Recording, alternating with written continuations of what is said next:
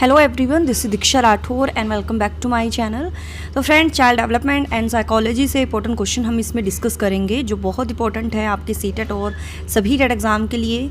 सो जल्दी से वीडियो को लाइक एंड शेयर कर दीजिए और चैनल को सब्सक्राइब कर लीजिए। और हमने सीरीज स्टार्ट की हुई है, तो इससे पहले हमने 390 क्वेश्चन ऑलरेडी डिस्कस कर लिए हैं, तो आगे की सीरीज़ हम कंटिन्यू करते हैं।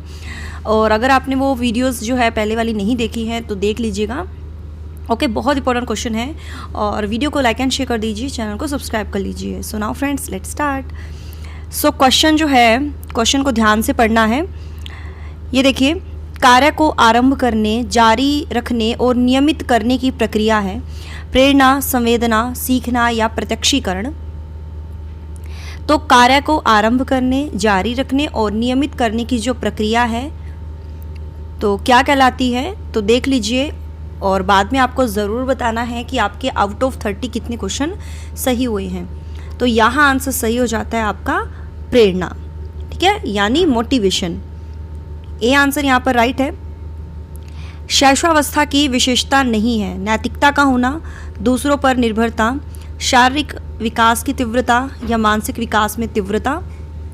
392 में आंसर सही हो जाएगा। यहाँ पर जो शैशवावस्था की विशेषता नहीं है वो है नैतिकता का होना, है ना। मोरालिटी का नहीं पता होता है बच्चों को शैशवावस्था में, ठीक है, क्योंकि दूसरों पर तो डिपेंड वो होता है और फिजिकल और मेंटल डेवलपमेंट जो है तेज़ी से होते हैं, ठीक है डियर। लेकिन नैतिकता का होना यानी उसको मोरालिटी का नहीं पता होता है, अच्छे बुरे की पहचान उसको नहीं होती है। तो ए आंसर यहाँ पर सही है। नेक्स्ट क्वेश्चन है, ध्यान आकर्षित होने में डैश की प्रमुख भूमिका होती है। उद्दीपन की तीव्रता, उद्दीपन की उपादेयता, उद्दीपन की विश्वसनीयता या उद्दीपन की सक्रियता। तो ध्यान आकर्षित होने में यानी जिसकी वजह से हमारा ध्यान जो है अट्रैक्ट हो, तो उसमें सबसे इम्पोर्टेंट क्या होता है कि अगर हमारे सामने जो स्टिमुलस है वो कितना इफ़ेक्टिव है, यानी स्टिमुलस की तीव्रता यानी उद्दीपन की तीव्रता। आंसर यहाँ पर राइट हो जाएगा ए आंसर, ठीक है। विस्मृति कम करने का उपाय है सीखने की कमी, सीखने की त्रुटिपूर्ण विधि, पाठ की पुनरावृत्ति या स्मरण करने में कम ध्यान देना। तो विस्मृति कम करने का जो उपाय है, यहाँ आंसर सही हो जाएगा, वो है पाठ की पुनरावृत्ति यानी पाठ की दोहराई, है ना। तो सी आंसर यहाँ पर सही है। नेक्स्ट क्वेश्चन जो है, वे शिक्षक जो विद्यालय आधारित आंकलन के अंतर्गत आते हैं उन्हें प्रत्येक शिक्षार्थी को प्रत्येक विषय में परियोजना कार्य देना पड़ता है। शिक्षार्थियों के मूल्यों और अभिवृत्तियों का आंकलन करने के लिए रोजाना उनका सूक्ष्म अवलोकन करते हैं, व्यवस्था के लिए स्वामित्व की भावना रखते हैं या उन पर अधिक कार्य का बोझ रहता है क्योंकि उन्हें सोमवार की परीक्षा सहित अवसर परीक्षा देनी पड़ती है। तो विद्यालय आधारित आंकलन के अंतर्गत कार्य करते हैं वे शिक्षक, तो यहाँ आंसर सही हो जाएगा, व्यवस्था के लिए स्वामित्व की भावना रखते हैं। सी आंसर यहाँ पर सही है। नेक्स्ट क्वेश्चन है, गार्डनर के बहुबुद्धि सिद्धांत के अनुसार वह कारक जो एक व्यक्ति के आत्मबोध में सबसे अधिक योगदान देता है वह हो सकता है संगीतमय, आध्यात्मिक, भाषाई या अंतः व्यक्तिगत। तो गार्डनर ने बहुबुद्धि का सिद्धांत दिया था, तो इनके अकॉर्डिंग जो है वह कारक जो एक व्यक्ति के आत्मबोध में सबसे अधिक जो है योगदान देता है तो वो हो सकता है अंत व्यक्तिगत, ठीक है। डी आंसर सही है। कोहलबर्ग के सिद्धांत की मुख्य आलोचना क्या है। कोहलबर्ग ने बिना अनुभव के आधार के एक सिद्धांत का प्रतिपादन किया। कोहलबर्ग ने प्रतिपादित किया कि नैतिक तर्क विकासात्मक होता है। कोहलबर्ग ने पुरुषों और महिलाओं के नैतिक तर्क में सांस्कृतिक विभिन्नताओं को ध्यान में नहीं रखा, या कोहलबर्ग ने नैतिक विकास की स्पष्ट अवस्थाओं को वर्णन नहीं किया। तो कोहलबर्ग ने नैतिक विकास का सिद्धांत दिया था और इनकी मुख्य आलोचना क्या है। आंसर सही हो जाएगा सी आंसर। कोहलबर्ग ने पुरुषों और महिलाओं के नैतिक तर्क में सांस्कृतिक विभिन्नताओं को ध्यान में नहीं रखा, है ना। सी आंसर सही है। प्रत्येक शिक्षार्थी अपने आप में अद्वितीय है। इसका अर्थ है किसी भी दो शिक्षार्थियों की योग्यता, रुचि और प्रतिभा समान नहीं होती है। शिक्षार्थियों के गुणों में समानता नहीं होती है और ना ही उनके लक्ष्य सामान्य होते हैं। सभी शिक्षार्थियों के लिए एक सामान्य पाठ्यक्रम संभव नहीं है। शिक्षार्थियों की क्षमता को विकसित करना असंभव होता है। तो प्रत्येक शिक्षार्थी जो है अपने आप में अद्वितीय है। तो इसका क्या अर्थ होता है कि कोई भी, है ना, कोई भी दो शिक्षार्थी की जो योग्यता होती है, रुचि, प्रतिभा, वो एक समान नहीं होती है। सभी में डिफरेंसेस होते हैं, यानी हर व्यक्ति अपने आप में विशिष्ट होता है, अपने आप में स्पेशल होता है। ए आंसर यहाँ पर राइट है। नेक्स्ट क्वेश्चन है, कक्षा के विद्यार्थियों को अधिगम के लिए प्रेरित करने हेतु किस युक्ति का अनुप्रयोग आप नहीं करते हैं? छात्रों में स्वस्थ प्रतिस्पर्धा स्थापित करना, उन्हें आत्मगौरव की अनुभूति कराना, उनकी अत्यधिक प्रशंसा करना या गतिविधि आधारित शिक्षण अधिगम विधियों का अनुप्रयोग करना। तो आंसर यहाँ पर राइट होगा, अनुप्रयोग आप नहीं करते हैं, नहीं करते हैं, नेगेटिव में बताना है। आंसर राइट हो जाएगा उनकी अत्यधिक प्रशंसा करना, है ना, तो ये नहीं करना है। सी आंसर सही है। लंबाई, भार, त्वचा का रंग, पैर, आँखों एवं बालों का रंग में विविधता तथा विचलन को कहते हैं भावनात्मक अंतर, भौतिक अंतर, मानसिक अंतर या इनमें से कोई नहीं। आंसर सही हो जाएगा यहाँ पर भौतिक अंतर, यानी फिजिकल डिफरेंसेस, है ना, तो बी आंसर सही है। नेक्स्ट है, बालक का प्रारंभिक विकास मुख्यतः किस पर निर्भर है? माता पिता, वातावरण, विद्यालय का वातावरण या समाज? हाँ जी, तो ये प्रारंभिक विकास जो है किस पर डिपेंड करता है? माता पिता पर डिपेंड करता है ना, जो प्रारंभिक विकास होता है। नेक्स्ट क्वेश्चन है, किसी जिज्ञासु छात्र को प्रेरित करने में निम्न में से कौन सा एक कारगर उपाय है? सजा द्वारा, प्रशंसा द्वारा, आलोचना द्वारा या इनमें से कोई नहीं। तो वीडियो को पॉज कर लीजिए और यहाँ पर आंसर सही हो जाएगा बी आंसर, प्रशंसा द्वारा। ठीक है। नेक्स्ट क्वेश्चन है, निम्न में से वस्तुनिष्ठ परीक्षणों के गुण के संबंध में सही कथन है? इनका अंकन शीघ्रता एवं सुगमता से किया जा सकता है। ये परीक्षकों के व्यक्तिगत प्रभाव से प्रभावित नहीं होते हैं। वस्तुनिष्ठता के कारण ये अधिक विश्वसनीय एवं वैध होते हैं या उपरोक्त सभी। तो सही कथन जो है वो है उपरोक्त सभी। ठीक है, फोर्थ आंसर यहाँ पर सही है। अंत व्यक्तिगत बुद्धि से तात्पर्य है स्वयं की क्षमताओं एवं कमजोरियों की पहचान करना, दूसरों को अभिप्रेरित करने का कौशल, विभिन्न व्यक्तियों को समझने का कौशल या दूसरों के साथ बातचीत करने का कौशल। तो अंत व्यक्तिगत बुद्धि से तात्पर्य है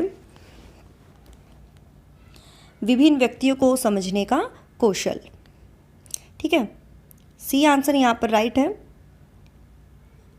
नेक्स्ट क्वेश्चन है, शिक्षण अधिगम प्रक्रिया की दृष्टि से एक अच्छा शिक्षक वह है जो कक्षा में बातचीत रोकने में सफल हो जाता है, बातें करने वालों को दंडित करता है, उदासीन है या जो सोचता है कि बातचीत को सीखने के संसाधन के रूप में उपयोग किया जा सकता है।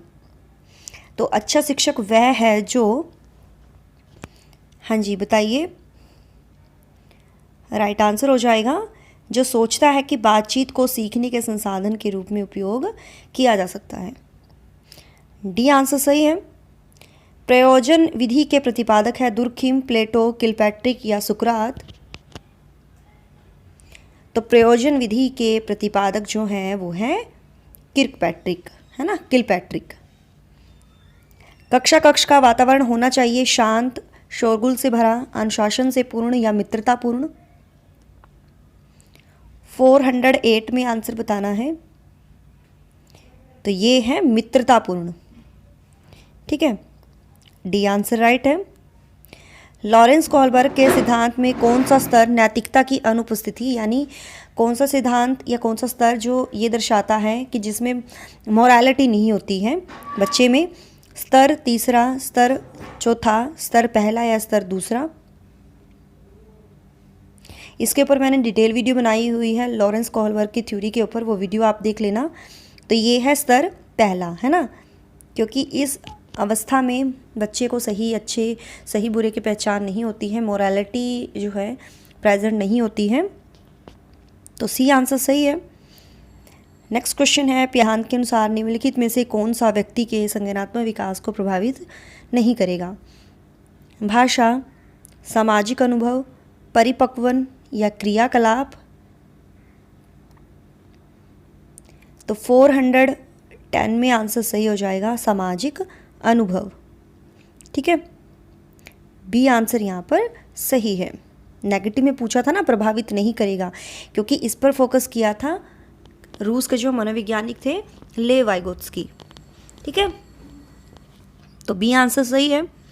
डाल्टन शिक्षण विधि का विकास किसने किया? Froebel, Kilpatrick, miss Helen Parkhurst या डाल्टन? तो राइट आंसर हो जाएगा मिस हेलन पार्कहर्स्ट। अगला क्वेश्चन है, विकृत लिखावट से संबंधित लिखने की योग्यता में कमी किसका एक लक्षण है? डिस्ग्राफिया, डिस्पैक्सिया, डिस्कैल्कुलिया या डिसलेक्सिया? विकृत लिखावट यानी लिखने में बच्चे को दिक्कत है, तो लिखने की योग्यता में कमी है, तो डिस्ग्राफिया से रिलेटेड होगा ये, है ना। ए आंसर यहाँ पर सही है। वाइगोत्स्की तथा पियाजे के परिप्रेक्ष्यों में एक प्रमुख विभिन्नता है व्यवहारवादी सिद्धांतों की उनकी आलोचना, बच्चों को एक पालन पोषण का परिवेश उपलब्ध कराने की भूमिका, भाषा एवं चिंतन के बारे में उनके दृष्टिकोण या ज्ञान के सक्रिय निर्माताओं के रूप में बच्चों की संकल्पना। तो उनमें प्रमुख विभिन्नता जो है वो है भाषा एवं चिंतन के बारे में उनके जो पॉइंट ऑफ व्यू है वो इनके बारे में जो है विभिन्न, मतलब इनके अलग अलग थॉट हैं भाषा को लेकर और चिंतन के बारे में। ठीक है, शिक्षार्थी व्यक्तिगत भिन्नता प्रदर्शित करते हैं, अतः शिक्षक को अधिगम की एक समान गति पर बल देना चाहिए, कठोर अनुशासन सुनिश्चित करना चाहिए, परीक्षाओं की संख्या बढ़ा देनी चाहिए या सीखने के विविध अनुभवों को उपलब्ध कराना चाहिए। तो राइट आंसर हो जाएगा सीखने के विविध अनुभवों को उपलब्ध कराना चाहिए। डी आंसर राइट है। निम्नलिखित में से कौन सा वस्तुनिष्ठ प्रश्न है यानी ऑब्जेक्टिव? लघुत्तरात्मक, मुक्त उत्तर वाला प्रश्न, सत्य या असत्य या निबंधात्मक प्रश्न? यानी जो ऑब्जेक्टिव प्रश्न होते हैं ना वो किस तरह के होते हैं? जो ट्रू एंड फॉल्स होते हैं, है ना, ट्रू फॉल्स, सत्य या असत्य। नेक्स्ट क्वेश्चन है, एक शिक्षक प्रश्न पत्र बनाने के बाद यह जांच करता है कि क्या प्रश्न परीक्षण के विशिष्ट उद्देश्यों की परीक्षा ले रहे हैं, वह मुख्य रूप से प्रश्न पत्र की या के बारे में चिंतित है। संपूर्ण विषय वस्तु को शामिल करने, प्रश्नों के प्रकार, विश्वसनीयता या वैधता? 407 में आंसर सही हो जाएगा संपूर्ण विषय वस्तु को शामिल करने। ठीक है, ए आंसर यहाँ पर सही है। नेक्स्ट क्वेश्चन है, शिक्षार्थी व्यक्तिगत भिन्नता करते हैं अतः शिक्षक सीखने के विविध अनुभवों को उपलब्ध कराना चाहिए, कठोर अनुशासन सुनिश्चित करना चाहिए, परीक्षाओं की संख्या बढ़ा देनी चाहिए या अधिगम की एक समान गति पर बल देना चाहिए? तो यहाँ आंसर राइट होगा सीखने के विविध अनुभवों को शामिल करना चाहिए। निम्नलिखित में से कौन पुनर्बलन का उदाहरण है? नहीं लता, उत्तर 45 नहीं है। कमला, उत्तर देने में तुम कीर्ति की सहायता नहीं कर सकती। अरे नहीं, आमतौर पर तुम गलत हो। सुनील, तुमने सही कहा। पुनर्बलन यानी रेफोर्समेंट का जो एग्जाम्पल है, तो आंसर सही हो जाएगा यहाँ पर सुनील तुमने सही कहा, है ना, ये बिल्कुल सही है ना। ये रिफोर्समेंट जो है एक पॉजिटिव रिफोर्समेंट है, तो बिल्कुल सही हो जाएगा हमारा डी आंसर, क्योंकि ये तो नेगेटिव में है तो नेगेटिव वाले ऑब्वियसली नहीं होंगे। सुनील तुमने सही कहा, पॉजिटिव रिफोर्समेंट दिया जा रहा है बच्चे को। अगला क्वेश्चन है, अधिगम प्रक्रिया में किसकी भूमिका सर्वोपरि है? शिक्षण विधि की, छात्रों के ज्ञान की, शिक्षक की या शिक्षण सामग्री की? तो टीचिंग प्रोसेस में सबसे इम्पोर्टेंट रोल जो होता है वो शिक्षक का होता है ना। सी आंसर यहाँ पर सही है। तो डियर ये हमारे बहुत इंपॉर्टेंट क्वेश्चन थे, आपके कितने सही हुए हैं कमेंट में ज़रूर बताइएगा। So thanks for watching my video, do like share and subscribe my YouTube channel. Till then bye bye, रब राखा, जय भोलेनाथ।